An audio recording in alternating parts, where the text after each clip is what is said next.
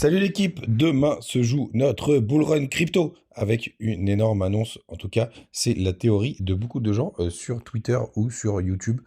On va en parler ce matin. Je ne suis pas forcément d'accord, tout le monde en fait des pataquès, mais on va obligé de vous en communiquer ces informations.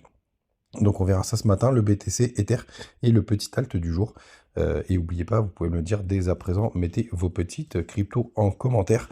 Il y a une information apparemment que KuCoin, un peu comme Bybit à l'époque, ne pourra plus être disponible en France. Je pense que c'est vrai parce qu'il y a Bitunix qui commence à avoir des petits soucis. Alors si vous voulez connaître la potentielle magouille, c'est mettre Proton VPN, c'est gratos. Allez, petit tip, ça marche aussi avec les sites pour adultes qui ont bloqué en France.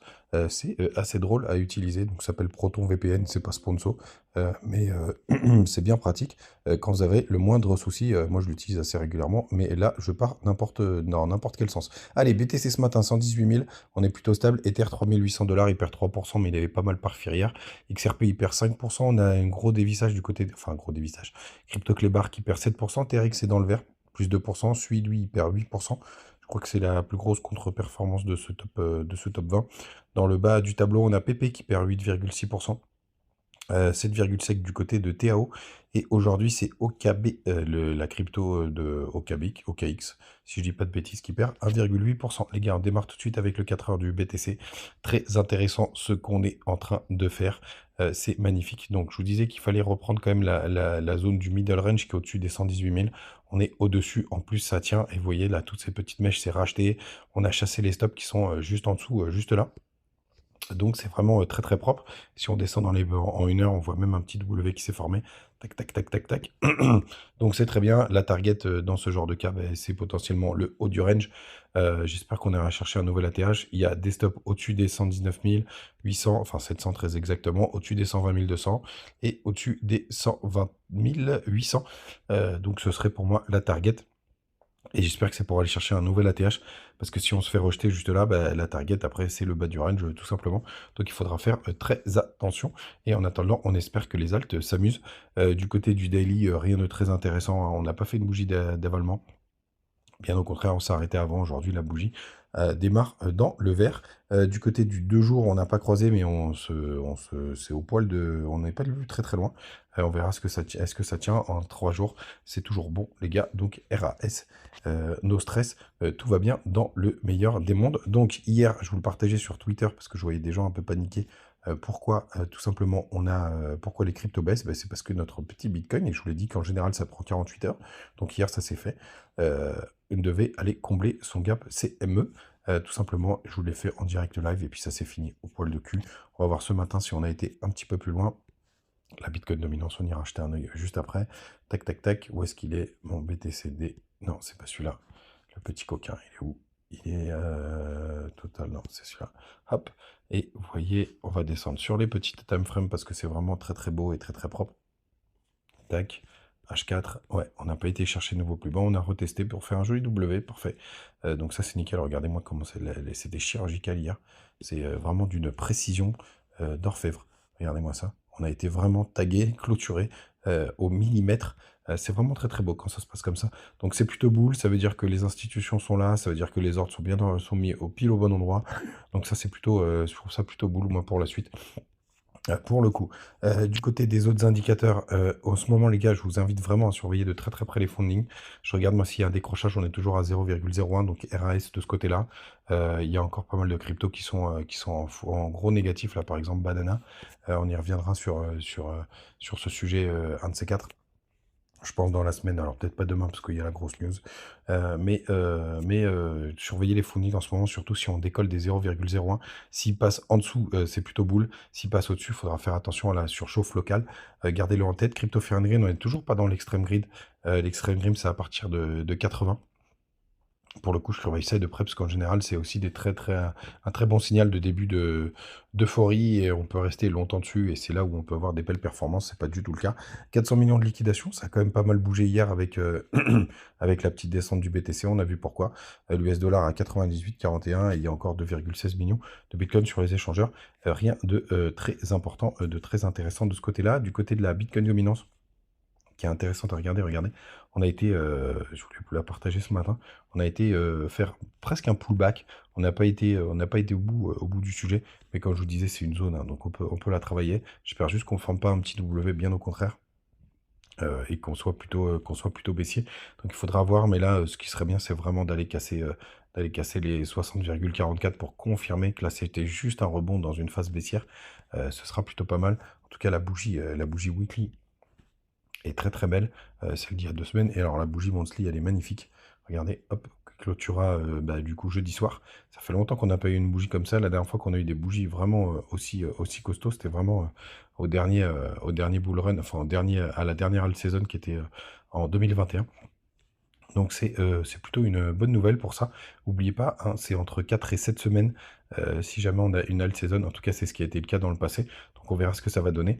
Mais on aurait potentiellement, enfin dans plusieurs, ça c'est plutôt, oui, c'était 4 ou 7 semaines, mais quand on casse très fortement, quand il commence à y avoir des grosses bougies, ça va assez vite.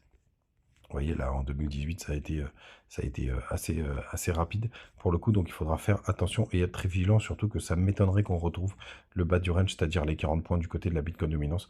Après, un impossible n'est pas BTC, mais quand même, sachez-le. Alors, il y a un indicateur que je voulais voir, c'était pas le DXY, mais c'était l'USDT dominance pour voir où est-ce qu'elle en est. Vous le savez que je le surveille de près, ça fait un moment qu'on n'a pas été jeter un œil. Hop. Donc on est toujours dans le bas du canal. Donc on l'a pas cassé, mais vous voyez, on est quand même sur cette grosse zone de support. Attention, si jamais on commence à avoir des croisements MACD et qu'on a fait un peu comme ici, c'est-à-dire un W dans un W et qu'on vient retaper dessus, il faudra quand même faire attention les gars. Soyons très très très vigilants ces prochains jours parce que c'est assez costaud. Les gars, n'oubliez pas, vous avez les petits liens du côté de BitGet, de Bitunix. Alors, surtout BitGet, là, en ce moment, n'hésitez pas à utiliser le lien pour avoir des petits bonus, surtout ceux qui ont des cryptos sur KuCoin. Trade Republic, ça marche très bien, je m'utilise comme une banque au quotidien. Vous avez le cashback et aussi le compte rémunéré à 2%. Crypto.com, c'est là où j'utilise le gros du cashback avant de passer sur Trade Republic. Moi j'ai la version avec du CRO à 4500 euros, donc j'ai 3,5% jusqu'à 2000 balles. Donc ça, c'est plutôt cool. N'oubliez pas, vous avez le petit Twitter aussi où je partage des trucs. Alors, mea culpa, je parlais de Donald Trump qui a fait sa négo avec lui, enfin, en tout cas, qui l'a mise bien profonde à l'UE, avec Ursula von der Leyen, qui est pas du tout une élue, qui négocie en notre nom, ça me rend fou, mais j'ai pas envie de parler de politique ici. Alors par contre, mea culpa, tout le monde a salué le fait que c'était un accord tout pourri. Je suis assez content, il y a quand même encore un peu de lucidité dans le journalisme, donc ça c'est plutôt pas une bonne nouvelle, parce qu'on se fait quand même planter, mais c'est pas grave. Les gars, du côté de Ether, on a été chercher un nouveau plus haut, un nouvel ATH local. Pour le coup, pour l'instant, il y a pas d'essoufflement particulier, si un peu sur le MACD, mais il y a encore des gros inflows du côté d'Ether.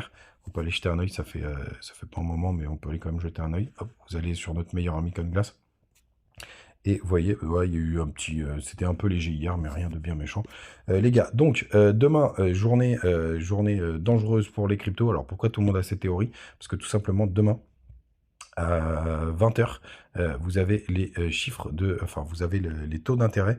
Donc, le consensus prévoit 4,50. Et moi, je suis assez d'accord avec le consensus. Donc, pour moi, c'est un non-événement. Alors que ça chasse les stops dans tous les sens, évidemment, pourquoi pas. Mais pour moi, c'est quand même un non-événement. Mais il peut y avoir un peu de volatilité à ce moment-là. Il y a le seul truc, et on revient un peu sur Trump et Powell, c'est que tout simplement, il y a Trump qui met la pression à Powell pour baisser les taux. Je pense qu'il va pas se laisser intimider, tout simplement. Donc pour moi, c'est vraiment un non-événement, hein, pour le coup. 4,50, ça va un peu chasser les stops, notamment du côté de BTC et des autres cryptos. Mais normalement, on devrait arriver à 4,50, c'est-à-dire pas de hausse des taux, rien du tout. Donc on verra comment réagissent les marchés. Mais bon, vu que tout le monde l'a déjà pricé, il y a un petit espoir qui baisse les taux, mais je suis même pas sûr que ce soit une bonne nouvelle avec la pression de Trump. Mais franchement, je suis même pas sûr. Tout simplement. Et après jeudi, on a aussi le corps PCE qui est aussi un sujet important, tout simplement.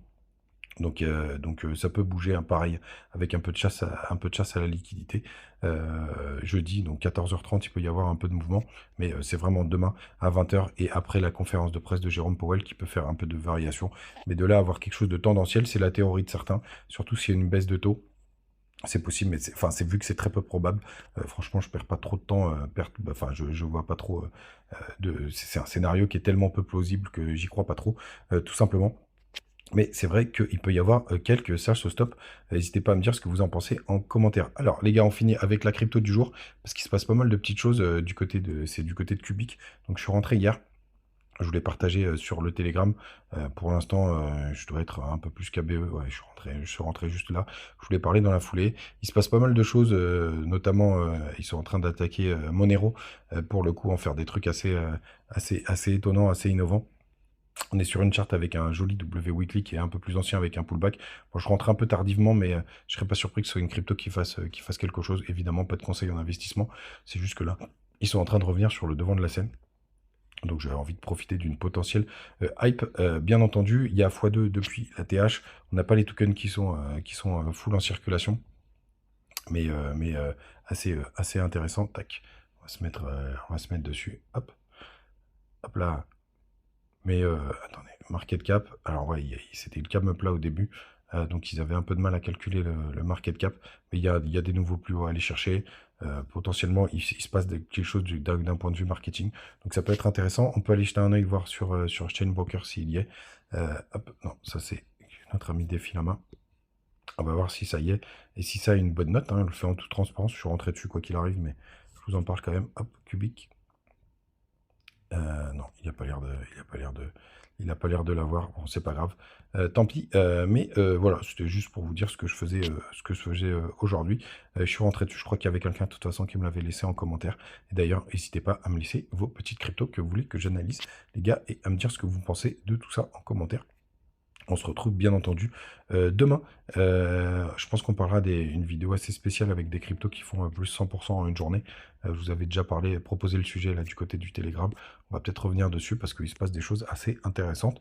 Pourquoi pas? Passez une bonne journée. On se retrouve demain. Ciao.